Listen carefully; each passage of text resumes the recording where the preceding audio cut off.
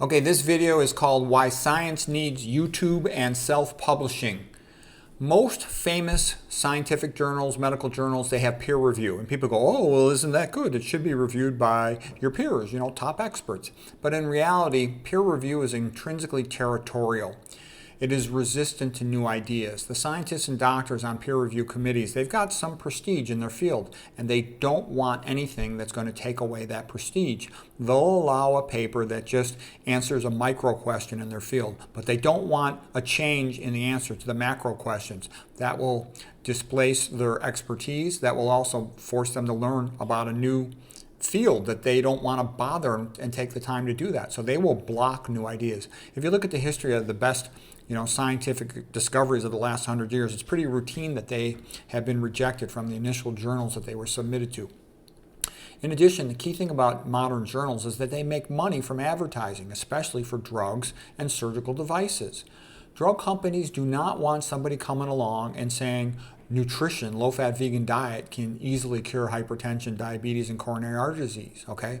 The medical surgical device companies, they don't want somebody saying back pain's improved with low-fat vegan diet. No. They want you to sell a new type of pedicle screw fusion, a new type of pacemaker, a new electronically implantable, pain stimulator for the back, okay? Nerve stimulator. All right. Most of the journals are owned by drug companies or other big corporate entities, food companies.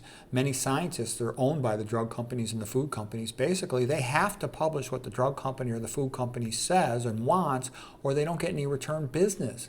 A lot of the famous research, so-called research doctors at Harvard, they make a living lying, okay? And, Jeff Nelson at VegSource has given multiple videos on this subject. Some doctors are being paid over $1 million a year to promote olive oil.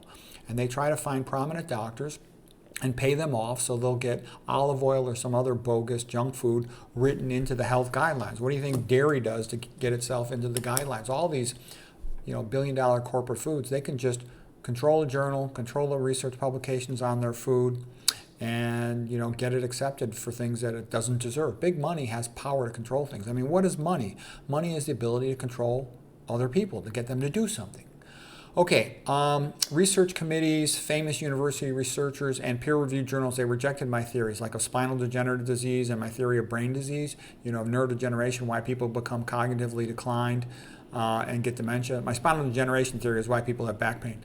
Okay, I figured out all this stuff, and I talked to tons of doctors, and I read tons of papers on it, and I've looked at, tens of thousands of brains and spines, so I knew exactly what I was talking about. And I haven't even bothered talking about my mitochondrial inhibitor theories because I knew I was right, but I was rejected from all the peer-reviewed journals. I was rejected from the research committees I went before. I was rejected by famous researchers. I would write to famous people like at Mayo Clinic and Harvard and say, will you help me get this published? I know I'm right. Take a look at my data and what I'm saying here. And they would not do it. They didn't want to. There's sort of the NIMBY, not in my backyard. They wanted no part of it. They refused to even write back to me. And I'm like, okay, well, screw you guys. I'm just going to write my own book. Okay, because I knew I was right. I mean, all the doctors see it. They go, "Oh, fuck, Pete, you're right, man." Okay, and I would speak to doctors in a bunch of different fields. I would speak to all the neurologists, the spine surgeons. I'd speak to the spinal cord doctors. I'd speak to the neuroradiologists. Tons and tons of people. And I had read extensively. I was real confident about it. So I just decided I'm going to write my own books about my own discoveries and ideas. I had published books before with publishers. And publishers, they kind of mean well, but they take forever to do anything. It typically takes them about a year or longer to publish a book.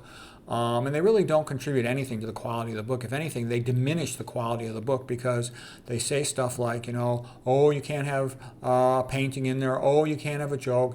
Some people will be offended by a religious painting. Some people will be offended by a joke. You can't have abbreviations because foreigners don't understand English well enough for abbreviations.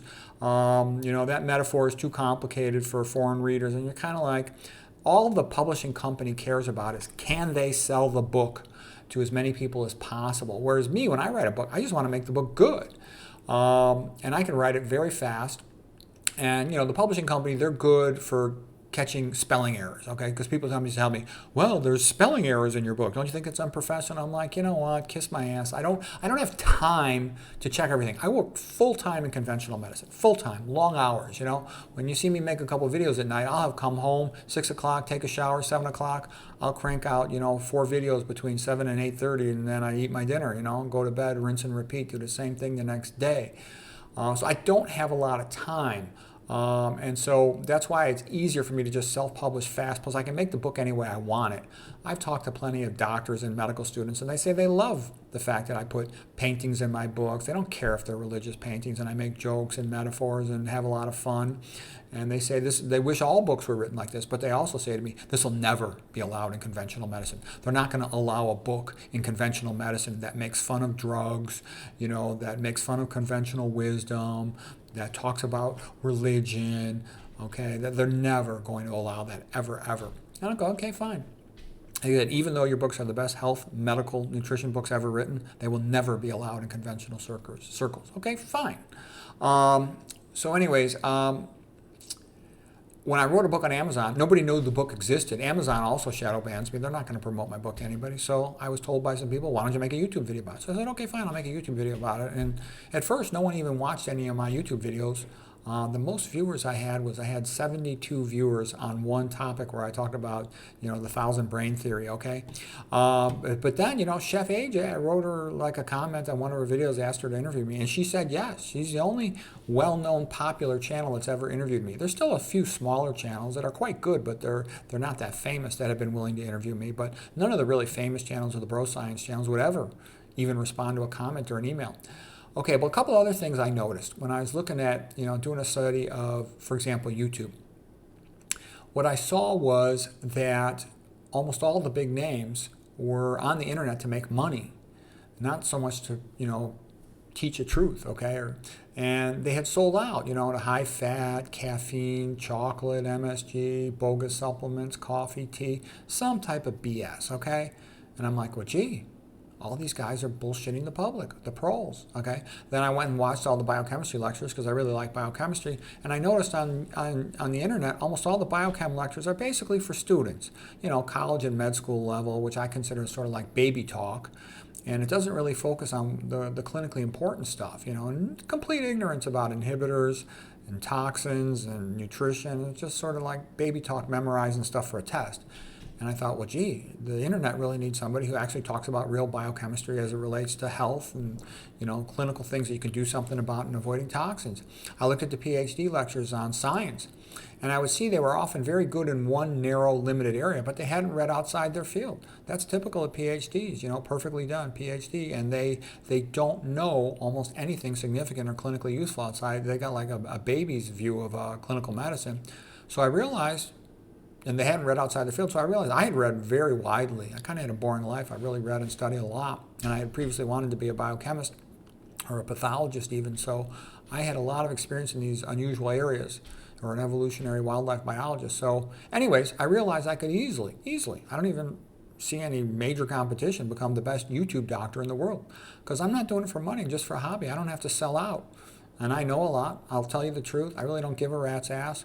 I'll always be shadow banned on YouTube and Amazon, but that's okay. I mean, it's a lot better than being killed by Big Pharma, so I'll have to settle for that. I'm okay with that. I also saw that you only make money if you lie to the public and you sell them stuff or promote something, and then the corporate sponsor pays you. You don't get money for telling the truth or for helping people. And that made me realize, I see it in medical healthcare every day. Only Christian ethics could get people to put the truth above the money, because it's big money. Open heart surgery, $150,000, $200,000. Teach somebody the vegan diet, you probably get nothing, maybe $1,000 at the most. So I knew I had to talk about that if there was ever going to be hope of keeping the truth alive. And I kind of see that as my role, to keep the truth alive about nutrition and health and Christianity and Western civilization. And I see Western Civ being destroyed. So I figure I'll do what I can to teach people about it. And even if it's only a few people that learn or know it, there'll at least be some. And maybe someday, the truth will become a little bit better known. But at least while I've got my time on this planet, I'll try to keep it alive, be like a lighthouse for people. I wrote to lots of scientists and doctors and nutrition channels, and also later, after I wrote my Christian art book and my Christian music book, I wrote to the Christian channels, and almost no one would ever respond to me. And none of them would interview me. Not a single one. Okay, and it's like, well, gee, well, that's how it is. Okay, they're like, again, I think they see me as competition or something. So none of them will interview me. You know, a few places have been willing to interview me, and I'm grateful to them, but hardly any. I'm totally ostracized from the popular bro science stuff. But anyways, I know I'm doing something good, so I'm going to keep on doing it, and I hope people enjoy it and find it helpful.